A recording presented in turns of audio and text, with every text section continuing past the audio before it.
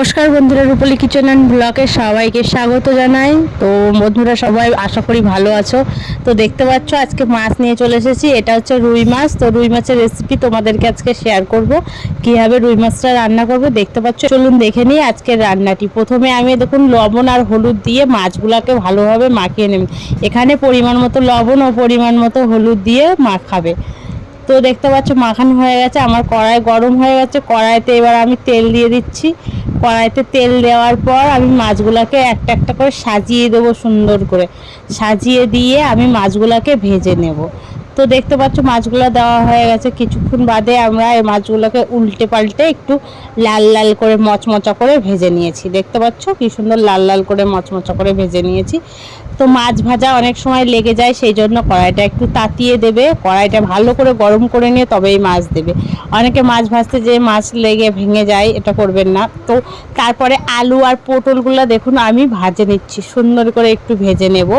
ওই মাছের তেলের ভেতরেই আমি ভেজে নিচ্ছি। তো এইভাবে রান্না কেমন লাগে আপনাদের আপনি অবশ্যই কমেন্ট করে জানাবেন। এই রান্নাটি বিশেষত আমার মায়ের রান্না, আমরা রান্নাটি করছি আমার মায়ের কাছ থেকে। ছোটোবেলায় আমি দেখে দেখে শিখেছিলাম এই রান্নাটা। তো দেখতে পাচ্ছ আলুর ভেতরে একটু আলু আর পটলের ভেতরে লবণ আর হলুদ দিয়ে আবার নাড়াচাড়া করে ভেজে নিচ্ছি। ভেজে টেজে নিয়ে আমরা একটা গাবলার ভেতরে তুলে নিচ্ছি। দেখুন বন্ধুরা এইভাবে লাল লাল করে একটু সবজিগুলোকে ভেজে নিচ্ছি। এই সবজিটা খেতে খুবই টেস্ট হয় এবং খুবই স্বাদ হয়। তো এখানে কড়াইয়ের তেলের মধ্যে ওই আলু ভাজার তেলের ভেতরেই আমি আর একটুখানি জিরে, একটু শুকনো লঙ্কা আর তেজপাতা দিয়ে দিলাম, দিয়ে ফোড়ন দিয়ে নিচ্ছি। এবার এই ফোড়নের মধ্যে আমি যে মশলাটা করে রেখেছি, এখানটায় জিরে, কাঁচা লঙ্কা, শুকনো লঙ্কা আর হচ্ছে আছে আদা বাটা।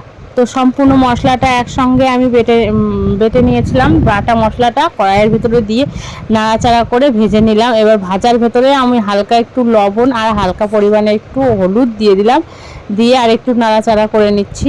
দেখো মশলাটা এখানে কাঁচা মশলা অ্যাড করেছি বলে একটু ভালোভাবে ভেজে নিতে হচ্ছে, যাতে কাঁচা গন্ধটা না থাকে। তো এইভাবে ভালো করে একটু ভেজে নেবে। তো আমার মশলাটা ভাজা হয়ে গেছে, দেখতে পাচ্ছ কি সুন্দর তেল ছেড়ে দিয়েছে মশলার থেকে। এই সময় মশলা থেকে তেল ছেড়ে দেওয়ার পর আমরা এই ভেজে রাখা আলু আর পটলগুলা এর ভেতরে দেবো। দেখতে পাচ্ছ মশলাটাকে সুন্দর করে ভেজে নিয়েছি। এই যে আলু পটলটাকে দিয়ে দিচ্ছি। আলু পটলটাকে দিয়ে দেওয়ার পর আবার একটু ভালো করে আমরা নাড়াচাড়া করে নেব।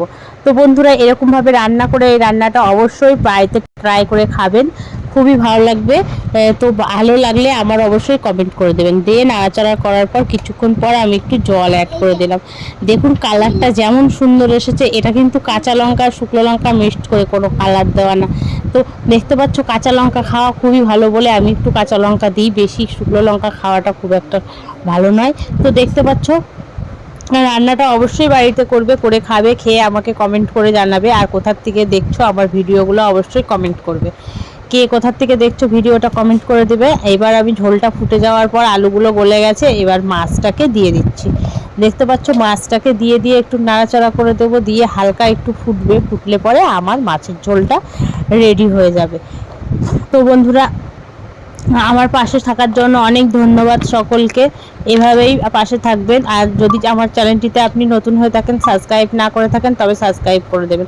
একটুখানি গরম মশলার গুঁড়ো আমি দিয়ে দিচ্ছি এর ভেতরে, দেখতে পাচ্ছ একটু গরম মশলার গুঁড়ো দিয়ে তরকারিটাকে নামিয়ে নিচ্ছি।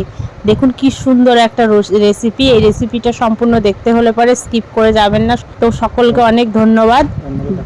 অন্যকে দেখার সুযোগ করে দেবেন শেয়ার করে। তো সবাই ভালো থাকবেন, সুস্থ থাকবেন। দারুণ একটা রেসিপি দেখার জন্য ধন্যবাদ সকলকে। সকলে এই ধরনের সুন্দর সুন্দর রেসিপিটি পাওয়ার জন্য আমার ইউটিউব চ্যানেলটিকে সাবস্ক্রাইব